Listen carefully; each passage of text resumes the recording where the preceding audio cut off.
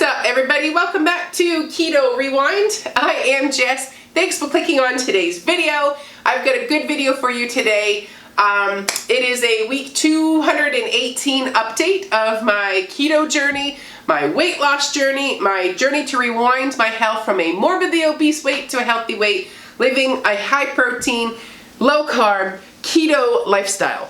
I just want to say real quick, if you are new here, I'm not a medical doctor. I'm not a healthcare professional. This is just my story on how I am overcoming all of the challenges that just keep coming up in a weight loss journey so that I get to my goal.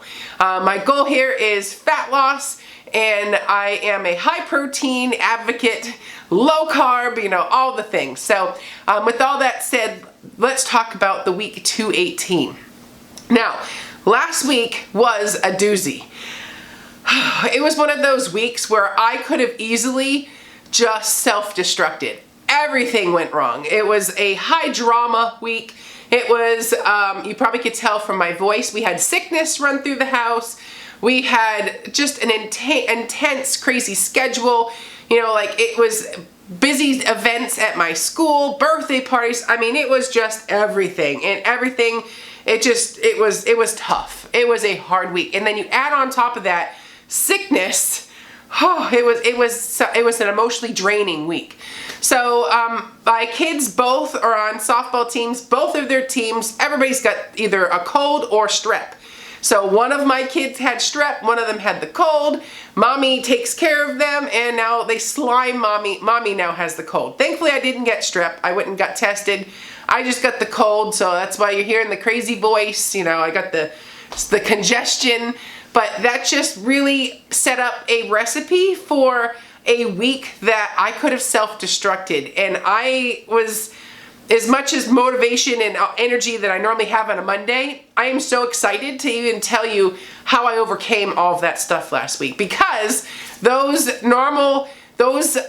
situations in the past have all been great excuses to stop caring about my health. And I'm like, nope, that is not me. This is the month of consistency. I've been on such a roll. I don't care what happened last week. I will not give up on me. And that shined through.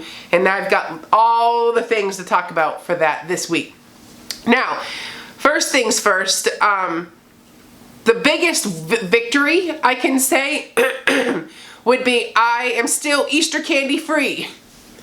That is huge. Sugar addict, emotional eater. It was one of those weeks last week, and normally having sugar in my house like that, I wouldn't have been able to stay out of it 2 weeks in a row. Like the first week was easy, then you throw a stressful week and have all that Easter candy laying around. Like that was a recipe normally for me to be like, oh, I'll just have the one, and it'll make me feel better, that kind of thing. It's just one, or whatever excuse I want to take to have that candy. Well, like, no.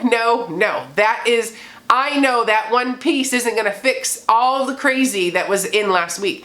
So it was just easier to say no to the one first piece, and this way I didn't need the rest. Like if I had that one piece, I swear it's like that gateway. It opens the floodgates to the sugar, and I'm just like, I don't want that for me.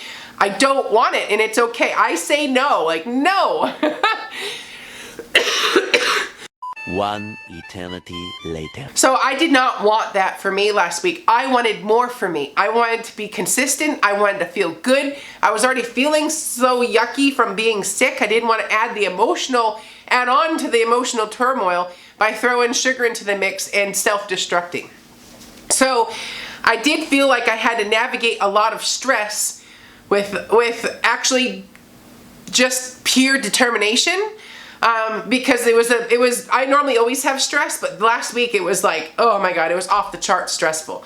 So again, like it was such a victory to stay out of the candy and to stay on track. But I will say, being that I was sick, I didn't work out at all last week.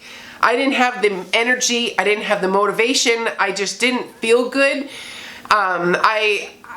So in those cases, it's okay to not do the workout. Like it is okay. Yeah, it would have been, it's not that you can't work out when you're sick, but it's okay to rest too. And my body needed rest last week. So that also creates another situation where now I'm not getting the stress relieved from the workout. So now the stress is still there. So what was I going to do to get rid of the stress in that situation? I was like, you know what? What's wrong with reading a book? I took that hour that I normally work out and I sat down on my couch with my cup of coffee, my tissue box, and my other kid, whichever kid was home that day, sick, and I read a book. You know, I am on my 9th book this year.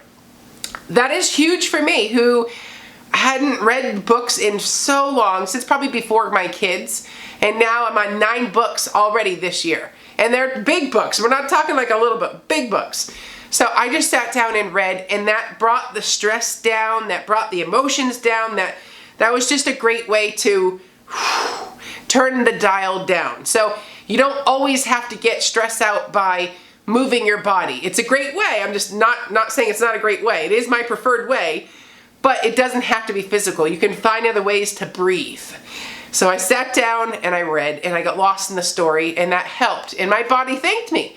So, and then another thing I did, because emotions were running high all last week, and you know, you just get in that negative mindset. So, you know, like these are all recipes these are all recipes that can contribute to that spiral down, to not choosing you when you have all these decisions to make. So the next thing was, instead of trying to worry about being in a caloric deficit, I went to a maintenance week. That was like a decision I made on Tuesday. I did not intend to get sick and all the stuff that happened. So on Tuesday though, I switched from being in a 500-ish caloric deficit per day to just maintenance. And that maintenance is not at 300 pounds. That's my current weight's maintenance. So there was another strategy involved with that. For one, when you are feeling a little emotional, it's okay to increase your food to maintenance.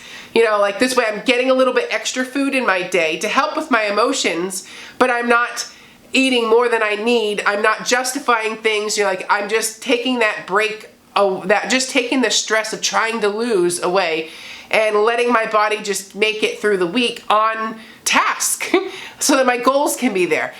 In addition to that, I have read in research lots of different approaches to weight loss, and there are studies that show that after you've been in a caloric deficit from 6 to 8 weeks, taking a maintenance week helps jolt your metabolism, being like, oh, so that you end up not having to just keep cut, you know, with the calories. So by slipping in weeks of maintenance, it kind of just disrupts your body's, I guess, game plan, you know, of just having to eat less and less and less to be able to lose the weight, and to be able to keep your calories, when you're all said and done, higher. So ultimately, when I get to my goal weight, I don't want to maintain my weight on like 1,000 calories. I would love to be in the 2,000 calorie range. So basically eating the same amount that I eat now, despite weighing 50 pounds smaller. So I would suggest research that try doing maintenance weeks randomly. Anywhere in the 6 to 8 week range, but look it up, look up that research, judge for yourself. But I have not done this before. I've always just been cut. And that approach last time kind of made me rebound a lot, because when you take your foot off the brake and then you put the gas back on, the pounds can just they can just come back so quickly. So I'm trying to avoid that. At the end of the day, I want my maintenance calories to be as high as they can. This way, I don't have to starve myself to be able to maintain my progress. So and that kind of did two things. I helped my metabolism, I mixed things up, and I also gave myself a little bit of extra calories per day. Now, when it came to the actual food per day, I didn't change anything other than, instead of having egg whites with an egg, I did all just eggs. So like I got a lot of fat back in my diet by just putting the yolks back in. So my diet didn't actually change much, but I just ate more fat in each meal, and that gave me my extra 500 calories in the course of a day. So, just little things like that. And that overall, I felt great last week. I made it through. I did not waver from the plan. I stayed consistent, and it matters. So as for the actual weigh-in, I hop on the scale. I was 238 pounds last week. I am still 238 this week, which is a win for me. It was the goal. I was afraid that I was eating too much and I didn't want to have a gain, but then I remembered I have my monthly cycle right now too. So technically, I am always up 1 pound when I get my cycle. So there's a part of me that's wondering, did I still lose weight even though I increased my calories? But we'll find out next week. But I'm definitely, that thought crossed my mind, because I normally, it's textbook. Always up 1 pound when I have my cycle. The pound's gone by the end of the cycle. But it's conveniently weigh-in day. You know, I don't weigh myself every day, so I'm not quite sure. But when I'm at the end of my period, I might sneak a peek to see if that pound did come off or more. But the whole point of going to a maintenance level from being in a deficit was to disrupt my metabolism. So like, I just didn't want to gain. I knew by doing that I wouldn't gain, but that fear was there. So to still be at the same weight, that means it worked. Or maybe I still even lost despite increasing my calories. So we'll find out next week, but I'm thrilled. So I've maintained what I was trying to do. I hit that goal. I don't feel deprived and I'm feeling good. So that's what I'm looking for. I want to keep feeling good. This is really what my journey this time around is about. And making it so that it's possible to be able to do this. You know, it is not easy to try and just do all this stuff with life. That's why people fail on a weight loss journey. But if it comes down to, do you want it or not? Are you willing to put the work in? Are you willing to just put that work in and actually mean it? You know, like, you can say you can do it all the time, but when you actually do it with action, you're taking action, that's when you know things are changing, and they're changing for the right reasons. So I hope that makes sense. So anyways, so the plan for this week, well, we're going back to the deficit. As much fun as it was to eat in maintenance calories last week, that was just for last week, and we're back to putting our foot on the gas and getting that deficit again. So I'm back to 1,500 calories. That means my protein is in the 150 range.